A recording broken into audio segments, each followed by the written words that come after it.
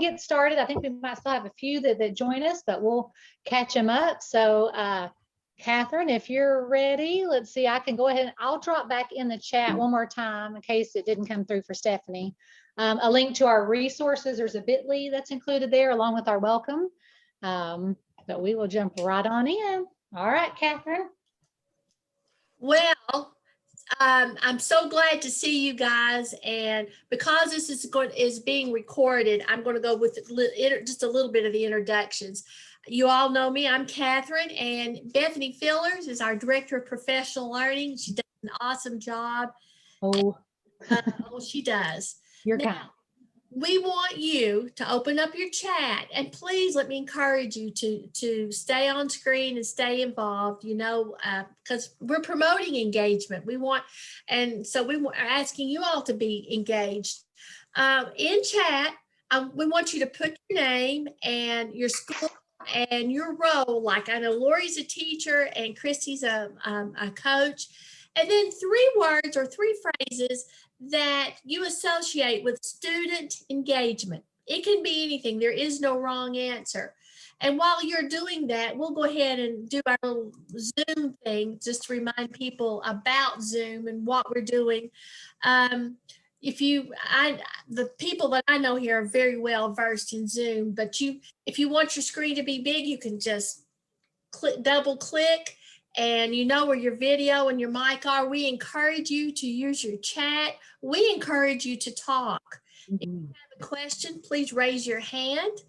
And we want you to be here and be with us. And Bethany and I are both very informal people by nature, so ask those questions. But in the meantime, let's look at chat and see what we got here. So a reminder, in addition to your name, school, and role, 3 words or phrases that you associate with student engagement. I moved off that slide as we headed to a Zoom reminder here, but wanted to reiterate that. And just as you're thinking that through, you know, we need to think about our learning space, right? That's what can be a great motivator for increased engagement. And just like Catherine said, this is real informal, just a conversation amongst educators, right? We know it can be a little awkward since we're on Zoom, but we'll be awkward together. But please share your voice. Each of us brings a different set of experiences and knowledge sets to this conversation. So that's where the richness of the learning will come today as we share with one another.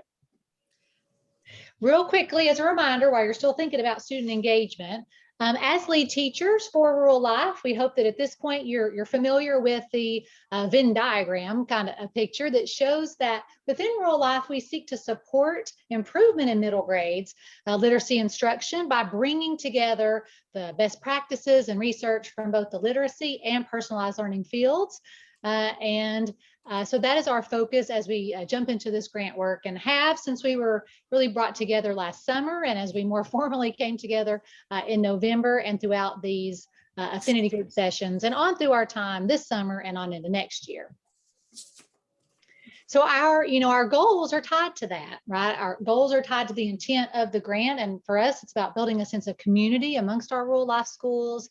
As I said, reflecting on and sharing out about our practices, what's working for us, sometimes even more important, what's not, right? And being vulnerable enough to kind of talk that through with each other, but then also to lean into some professional learning that we'll all do together, specifically around literacy and personalized learning.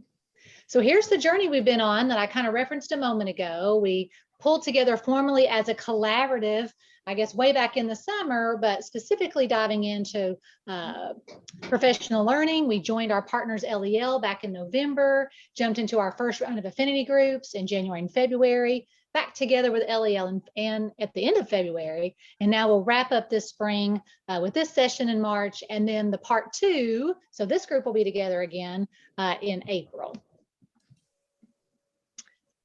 Oh, here's our star. All right, Catherine's going to walk us through kind of our 2-part journey here. Well, this is session 1 of 2 sessions.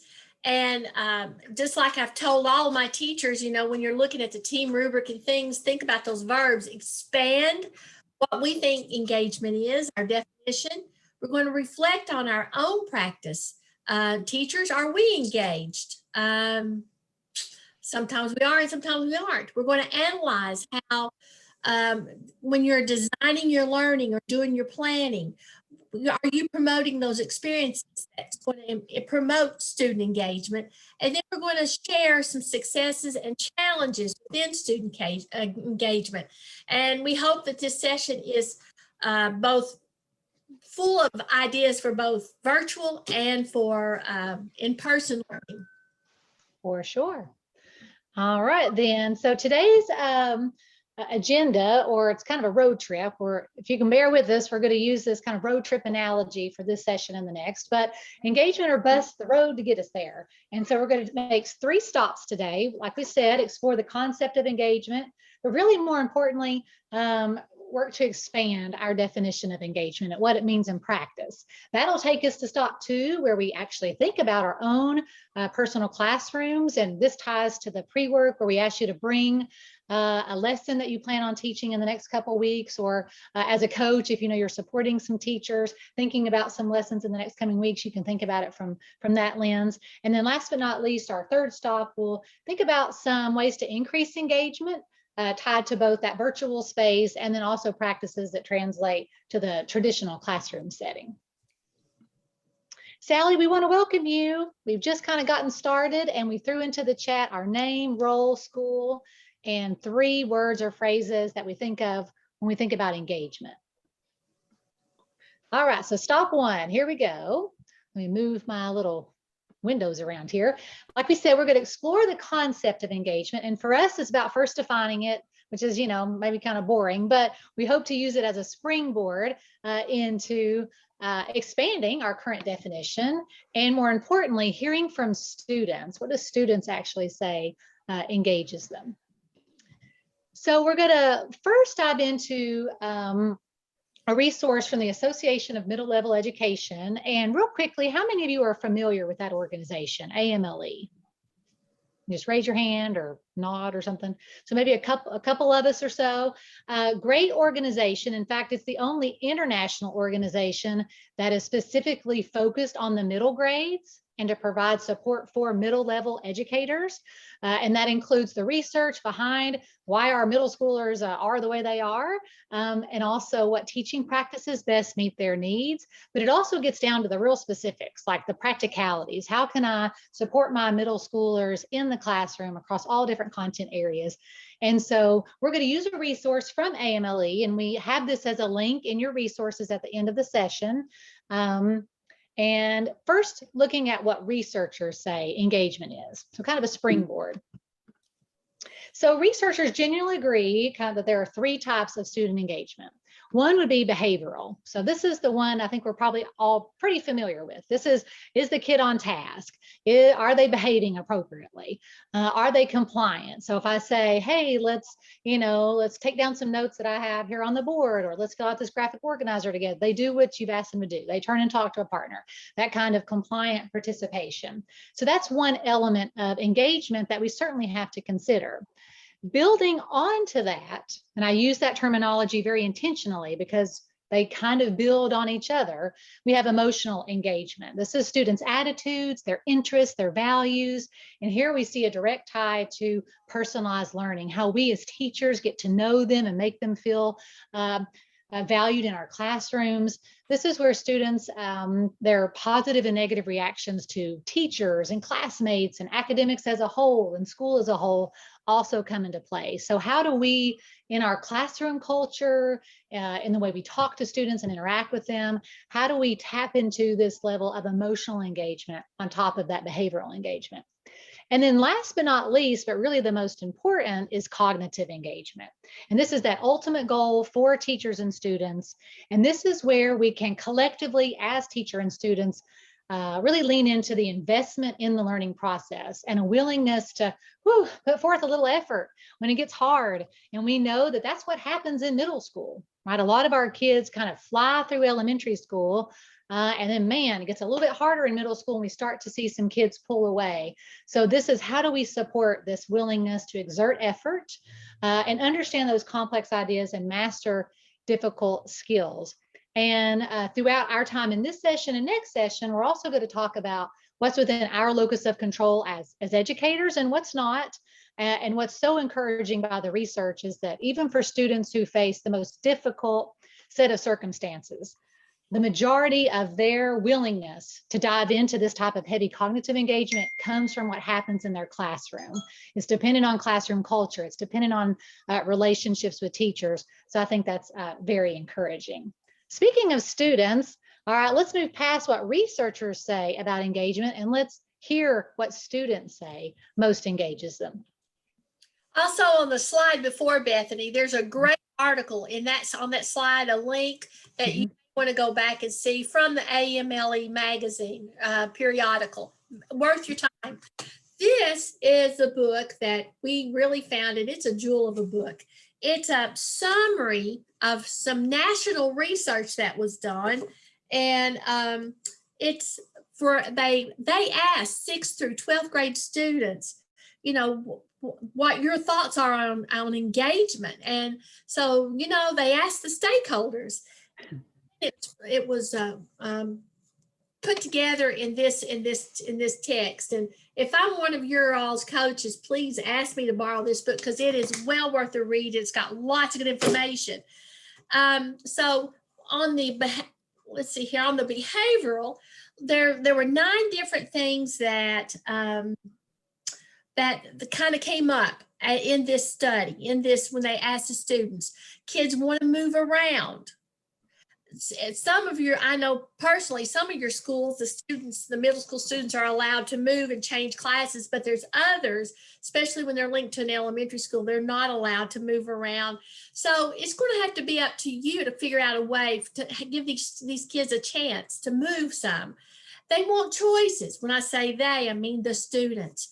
They want choices in what they're learning. Well, you know, you've got your standards. We know you know what they need, but how it's presented and what it looks like and the topics that come from that certainly would allow for some choices. And the students want things to be mixed up a little bit. You know, we're dealing with all kinds of learning styles. And in fact, I talked to Lori yesterday about learning styles, and with her kids, she's old enough to let them know, what kind of a learner am I? How do I best learn? Then this fell under the emotional side. The middle school students want to work together as much as possible. And they're so socially minded, and they should have those opportunities. And some of you all have been absolutely brilliant about figuring out ways to let kids work together with COVID limitations. I've seen teachers go to give email addresses to other kids. They have allowed the kids that were sitting in front of them to work with the virtual kid. There's been some great creative things happening there. And connect what we learn to the real world. Well, frankly, that one shows up on your team rubric, true. Why? Have you told your student why this is important to learn? What good is it going to do them? And, you know, they need to hear that often. That it's not something you're going to tell them once. You're going to need to bring it back into a real world application often. And then show us you're human too. You know, when those students catch you misspelling a word, or you correct your own grammar or something like that, that shows the students that you are human. Make them feel comfortable about helping you, not in an appropriate way, of course, but you know, you are a team in that classroom working together, and you are the facilitator. And then the third piece is the cognitive, and it is kind of a culmination of all this. It's very, very important. You're going to make learning more visual. You know, it's not going to be you but standing behind your podium, as we've heard many times, the sage on the stage. Help us create something with what we've learned. Kids love to create. They love it. And that can be in so many different formats and so many different ways. Teach us something new in a new way.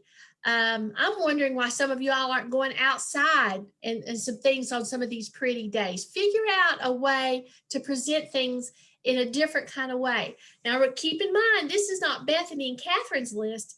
These are the things in this study that came up that students were asking for.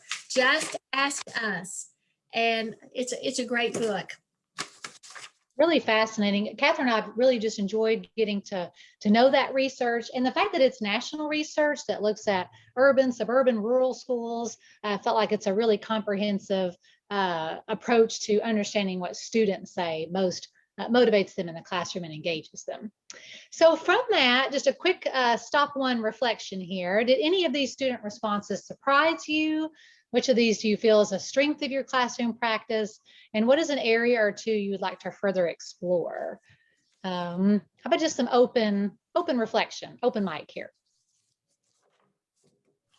And I've been out of the classroom for a while, but when I am visiting with teachers individually or in a team fashion, one of the things that I have noticed in the last 5 years is kids connecting more to choice.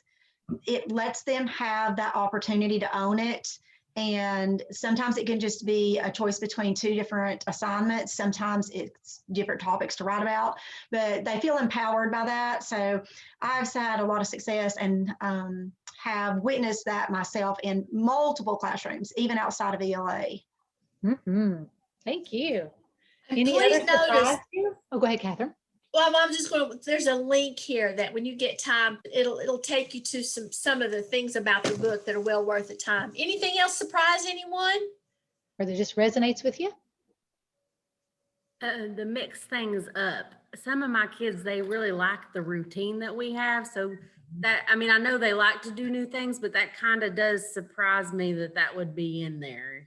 That's a wonderful call out, Lori, because in this regard, Mix Things Up wasn't about the routine as much as it was the way I'm asked to engage in learning. So if I'm always asked to do something on a PowerPoint slide, or if I'm always asked to fill out a worksheet, or if I'm always asked to, you know, that kind of thing. So it wasn't necessarily as much about how we spend the time, because we know from research too that kids benefit from a routine, right? That they can kind of predict what's happening. So I love that you called that out and that we could have a moment to clarify that.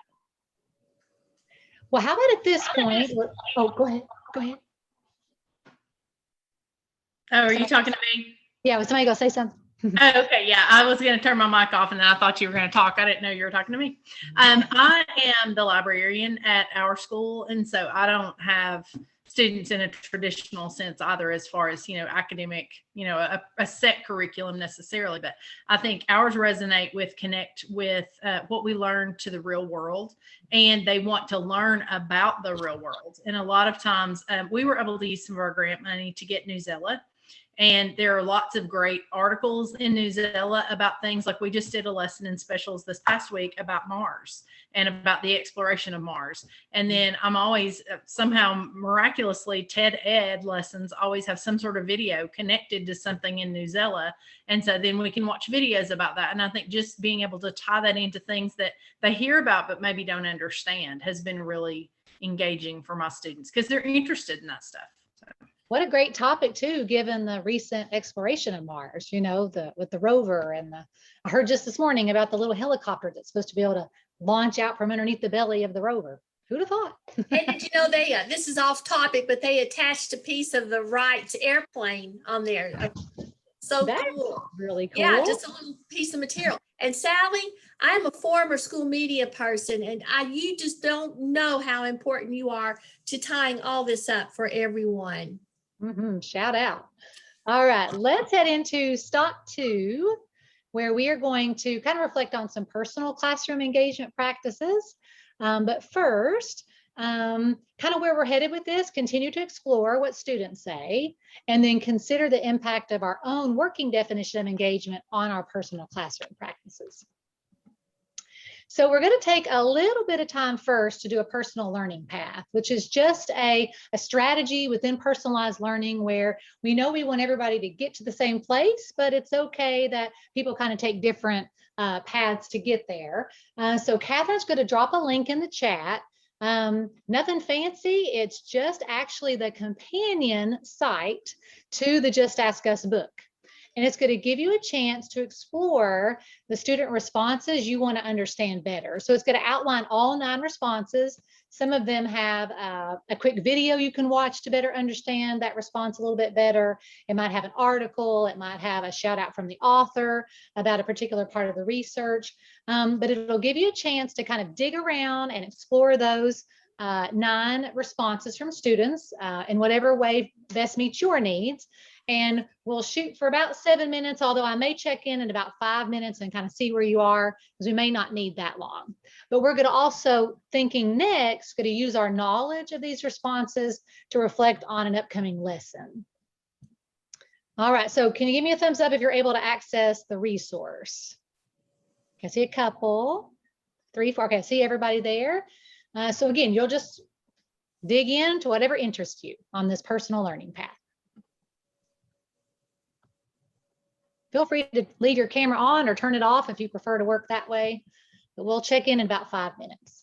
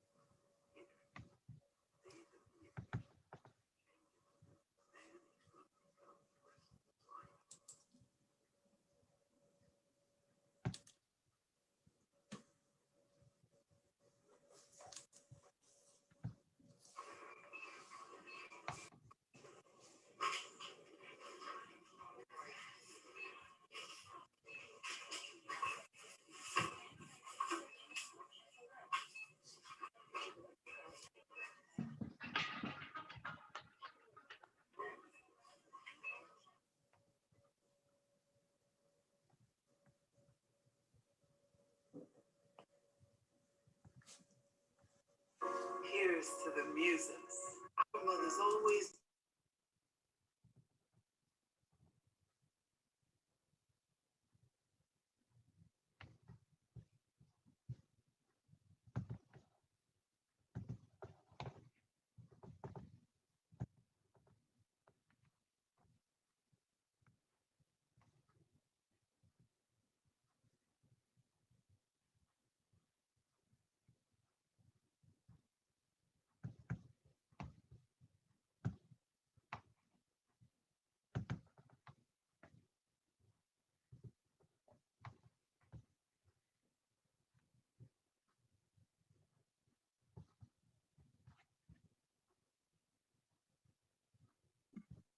Let's check in about a minute.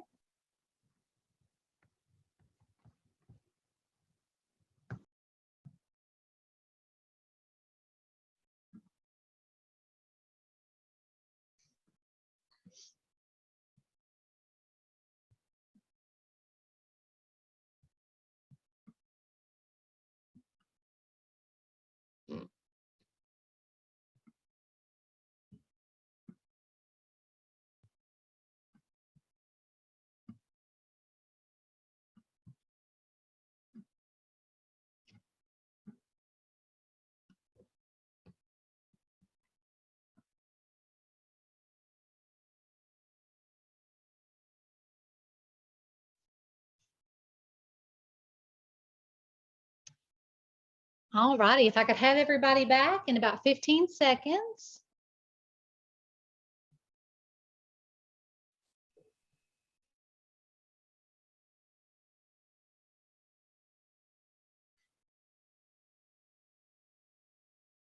Okay, I didn't count, so I should have done a countdown.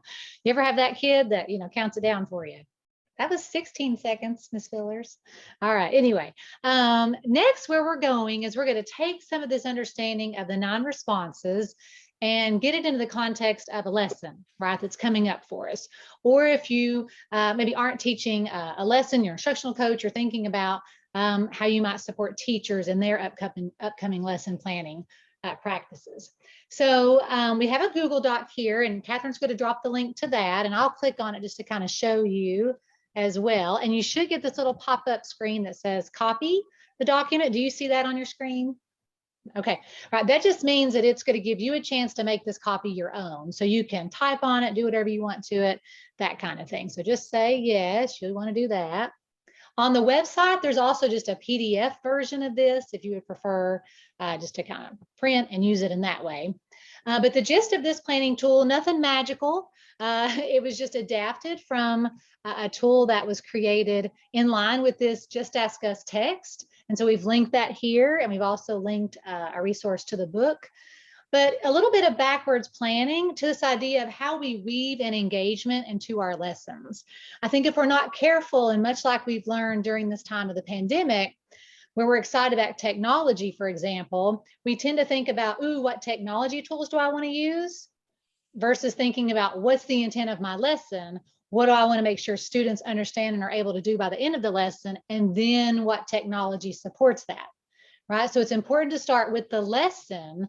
What's the intent of the lesson? What do you want students to be able to do? And then think, what engagement strategies would help me get there? So it's critical to make sure we have the lesson and the intent of the lesson and the goals of the lesson at the center of our planning. So you'll see just an overview, give you a chance to think about your lesson in terms of what knowledge and skills are students building, thinking about the end in mind. How are you going to know that students have mastered what it is you want them to master by the end of that lesson? What might be an exemplar response for you to think about in terms of planning and to be watching for as students are responding to your lesson?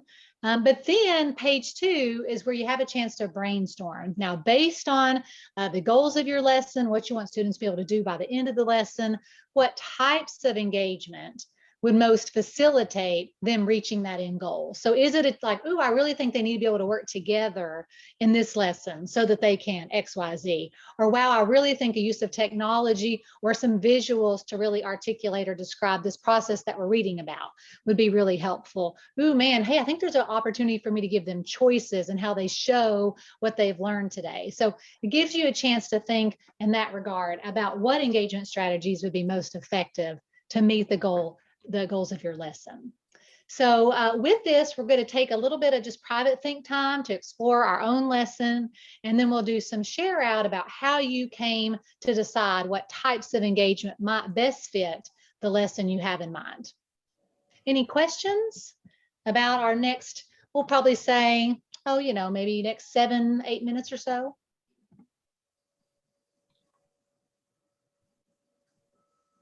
All righty, feel free to leave your camera on or turn it off, whatever works best for you. And I'll check in probably in about 5 minutes and just see how you're doing. And don't hesitate to come off mute and ask questions. And if you have any questions, we're still here. We're staying. Oh, yeah. For sure. Don't hesitate to reach out and ask.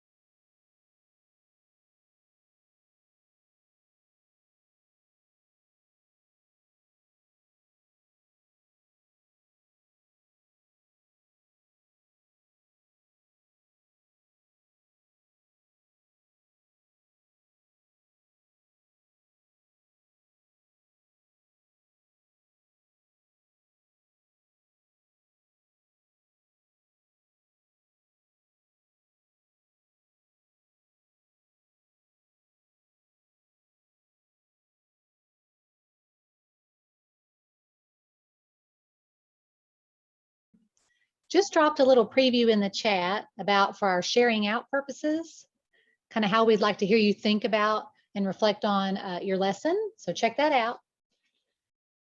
We'll come together in about 3 minutes or so.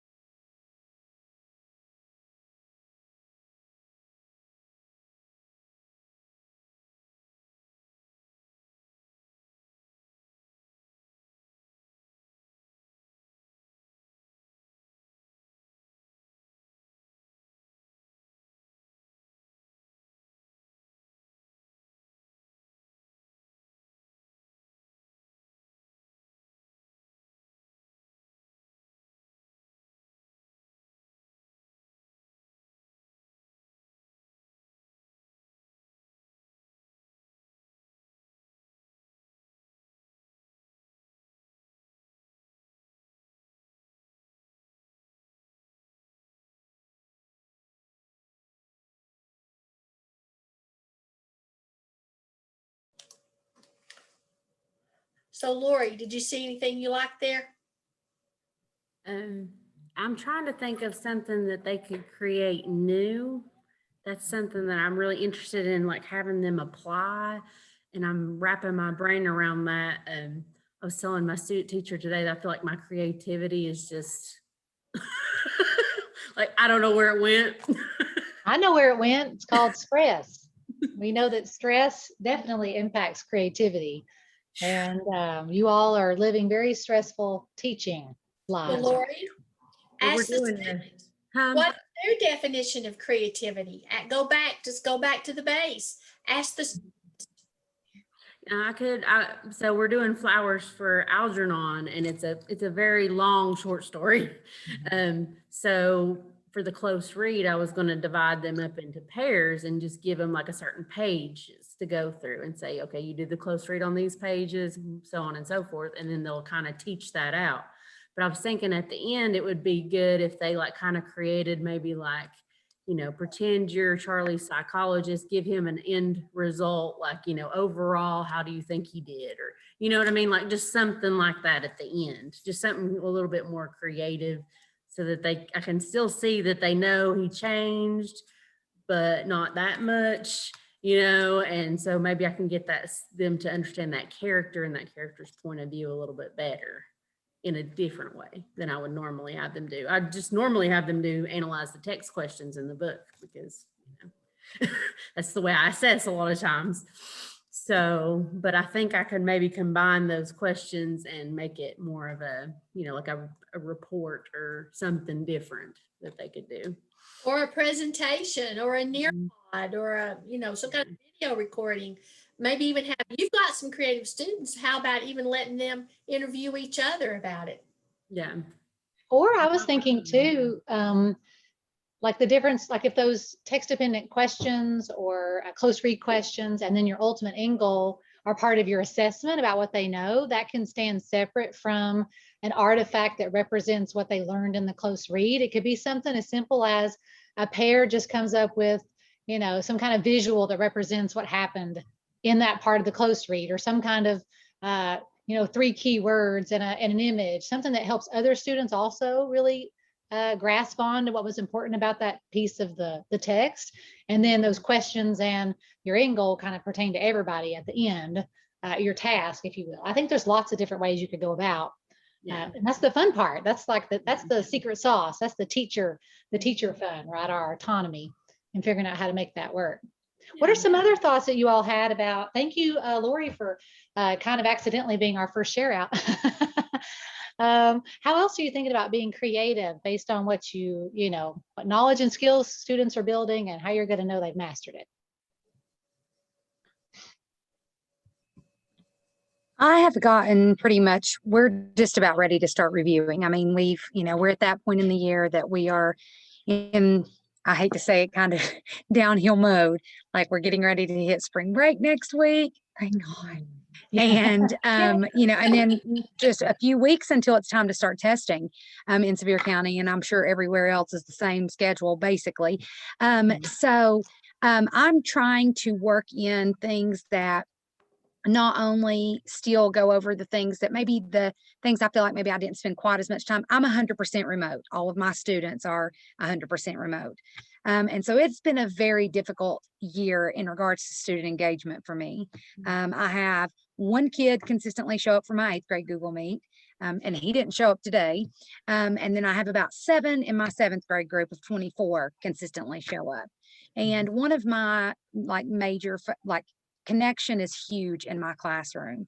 And I told my kids today, it's a shame that there's a lot of my students that could walk up to me in the grocery store and I wouldn't know who they were.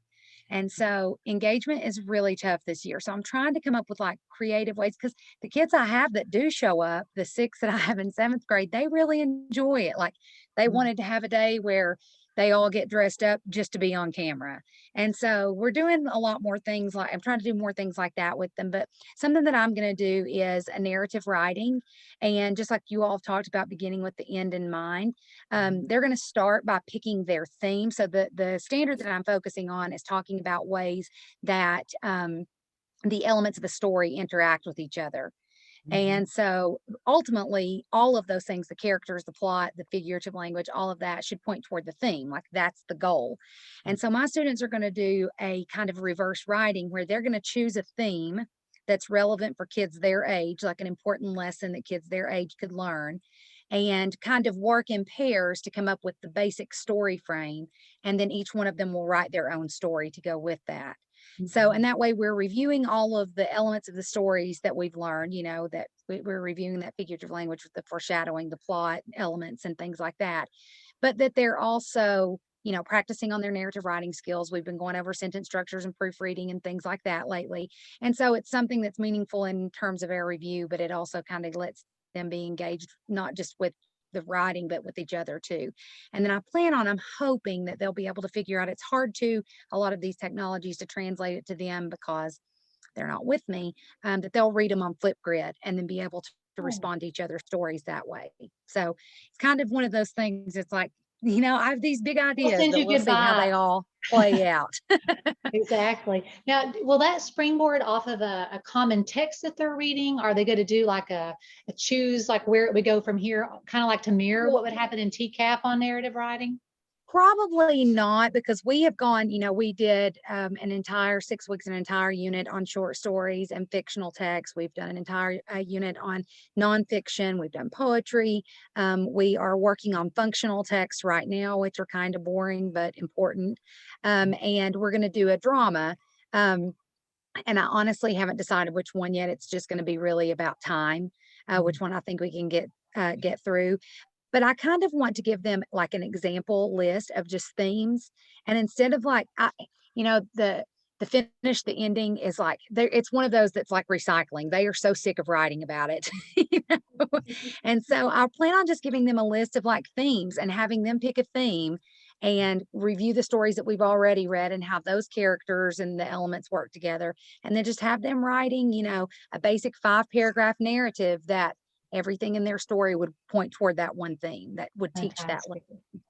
Very cool. Well, we thank you two for sharing. For the sake of time, I'm going to head back on over here to our slides, and we'll jump into stop 3.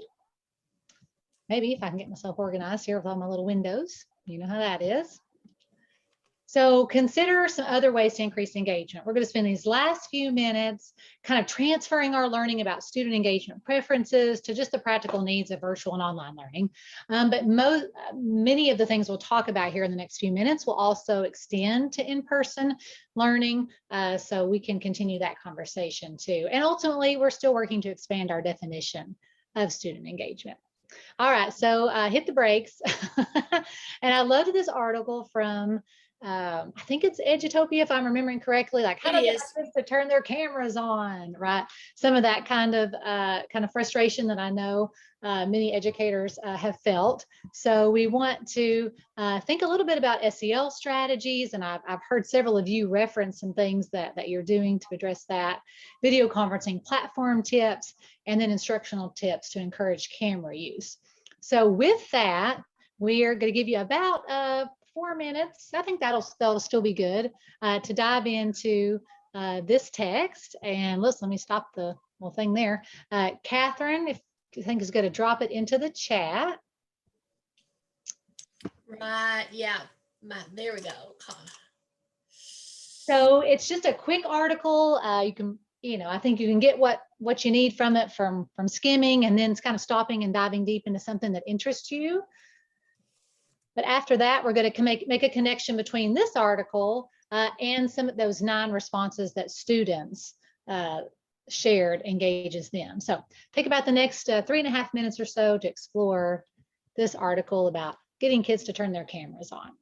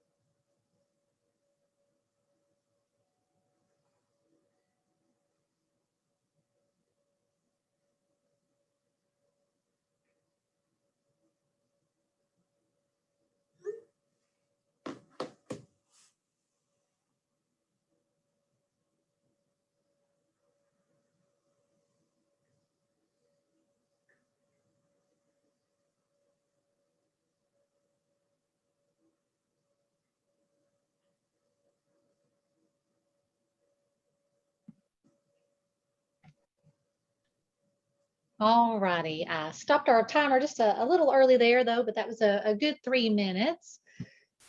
So as we kind of populate here, some of the things you read about, just curious about some of your initial thoughts on any of the strategies. Have you used some of these? Did any of them kind of surprise you or cause you to like do a double take? I like the part about the social capital.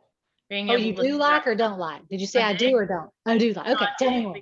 I think that is very real.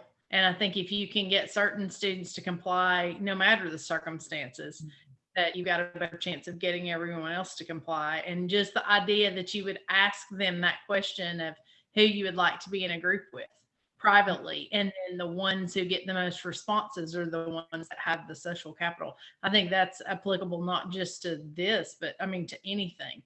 You know, if you could find that out, you know, a couple of weeks into school, you start to tap into who you need to engage, you know, to sort of reel the rest in. Great reflection. Any others? Stephanie, you're the online teacher. Have you any of these speak to you?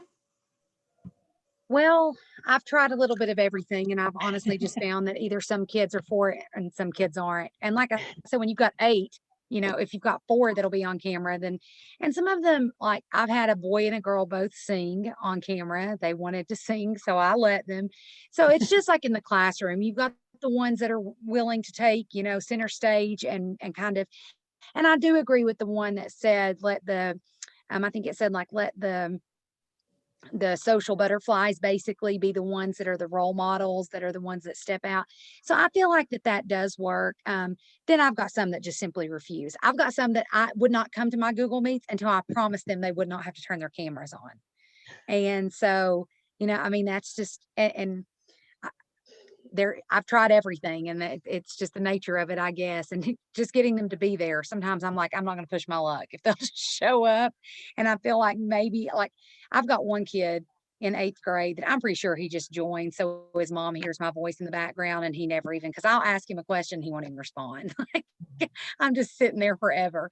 So, you know, You bring up a great point about engagement, like the difference between like engagement and compliance. Like I've got my camera on, but maybe I'm not really engaged, or I have my camera off, but I am engaged. You have some kids that are engaged, even though their cameras are off.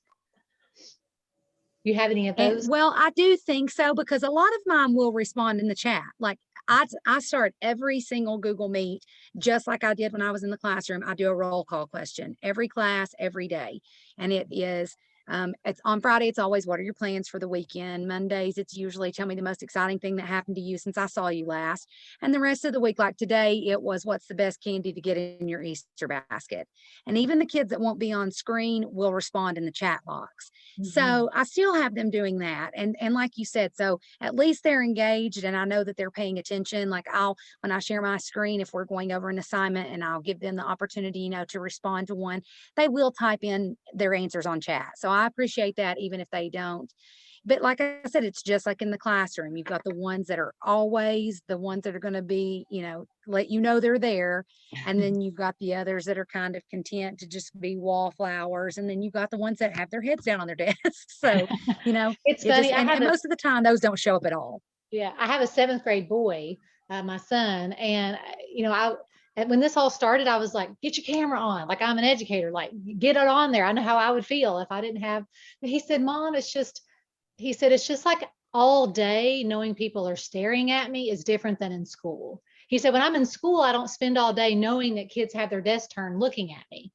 You know, and I thought that's I mean, I hadn't really quite thought about it in that regard. He said, it's just like, it just wears on you. So I like, you know, so far his teachers, you know, I think some just kind of picked and choose how they have them engage. And but I don't know, it was just neat hearing his perspective, because I was like, get your camera on.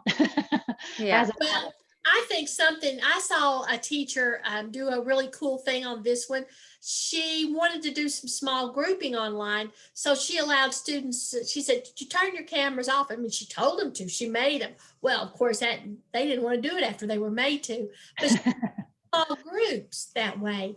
And then she brought them all back. She gave them a time frame, and she was able to build some engagement by just being like that with them. let's take this to kind of the next step, our last little activity, kind of bringing it all together. And let's see, I'll click through all this, that way you can see it, and then I'll share. I want you to make a chain, and this was an activity that I saw as an engagement strategy from a teacher online and thought, oh, let's try this in this session. We learned about the 9 student responses. Those are at the top.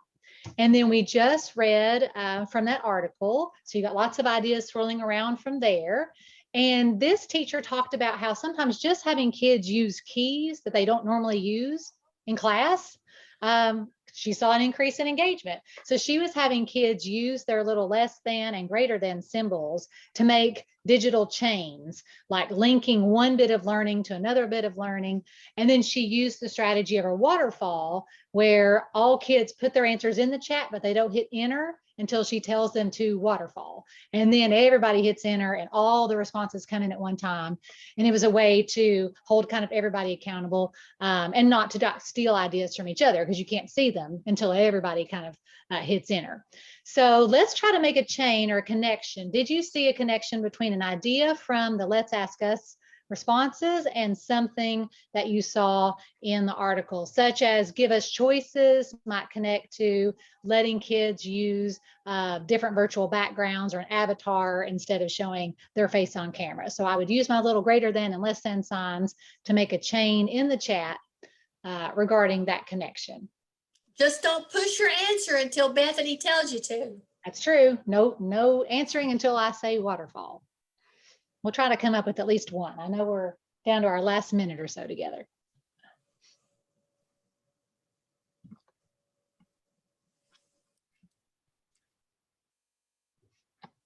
So just make a connection between one of the 9 responses and something you read in the article.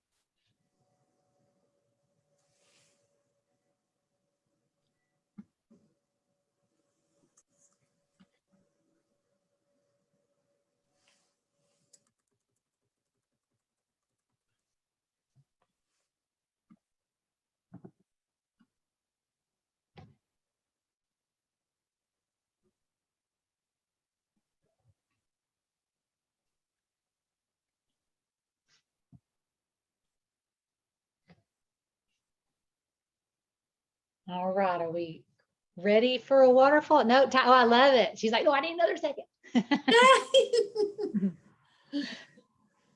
And this is real cool when you've got more than just us, you know. Oh, yeah. In fact, my 7th grade boy was like, Mom, we did this waterfall thing today. And I was like, oh, I know about that. His teacher must have heard about it too.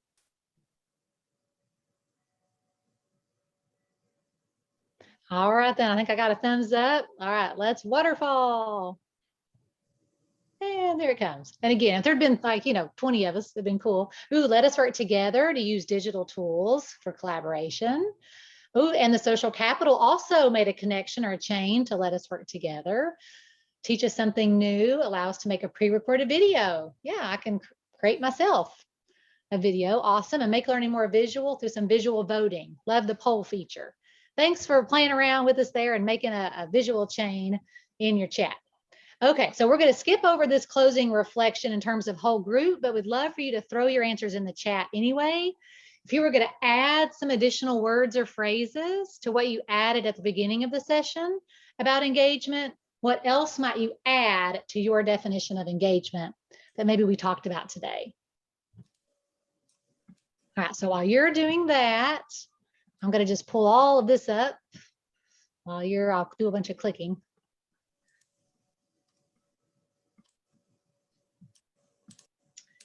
All right, so we do have a bridge to practice between this session and the next. I'll show you that real quickly here in a second, but also wanted you to make note of the calendar. Wow, we've done a lot this year. Look at all those green check boxes. But next is April 21st. So this group will be back together to finish talking about engagement. And then still some things up in the air about summer learning, but for the most part, keep those dates kind of a hold on that for our grant summer learning. Can I ask a question about the summer dates? Yes, please, while folks are finishing their chat. And I'm sure we're not the only ones in this position, but we are offering, summer school in Sevier County for the first 4 weeks after dismissal, which would take up those June 14th, 15th dates. And I'm probably going to be teaching in that summer school. Do we know what time of day that's going to happen or how I could work that around? Great question. We are working, the foundation meets with the directors of schools and some of the supervisors pretty regularly, and we're trying to figure out if there's a general consensus about how some of the scheduling will work, because it could vary a little bit by district and by school. But we're waiting to kind of hear a little bit about that. And then we may make a shift in some of the scheduling of summer grant work, just knowing that you all are in this position regarding summer school. So great question. And I hate that all I can say is stay tuned. That's about where we are at this moment. All right, real quick. I want to show you this Padlet. You don't have to go there. And if you can multitask, there's also an evaluation in the chat that you can think about. But I'll click on the Padlet while you click on the evaluation, and we'll double team here. We'll try to get us out of here. But this is the Padlet for our Bridge to Practice. It's going to ask you to think about a couple lesson activities and reflect on those. And the pink Post-it note kind of gives you your directions about how to think about a couple recent activities. The yellow Post-it note is me giving an example of how you might do this reflection. And then what you'll see on the white Post-it notes are some of your colleagues. Some of the teachers that were in, or actually all the teachers that were in our group last time, how they reflected on their activities. So we're going to have you all add to this Padlet your reflections on a couple activities that you're going to do between now and the next time we're together. I won't go into the details of the directions, but if you have questions, reach back out to us. Again, that's the pink Post-it note, but you're just going to be reflecting on some activities and how that ties to engagement. So in the chat, I see choices, connections, culture, classroom culture matters. We're purposeful, we're connected, love all those. And I appreciate you all hanging with us a couple minutes extra there. Any questions we can answer as you're wrapping up the evaluation form? Did everybody find the evaluation? I put it in chat. Looks like everybody looks like they're focused on it. Well, we're looking forward to seeing y'all for our second session, and you will see this Padlet again. And you all have had some great responses. Thank you so much. I learned so much from you all the time. Indeed. And to Catherine's point, this will be our first stop in our next session. Like I said, we'll keep that road trip kind of theme continued. And so we'll revisit this Padlet in our first stop and reflect on your reflections, reflect on reflecting when we're together again to kick us off. And reach out to your coach if you need any help, or reach out to us. All right. Y'all have a good one. We'll hang around if you have any questions. Bye, y'all.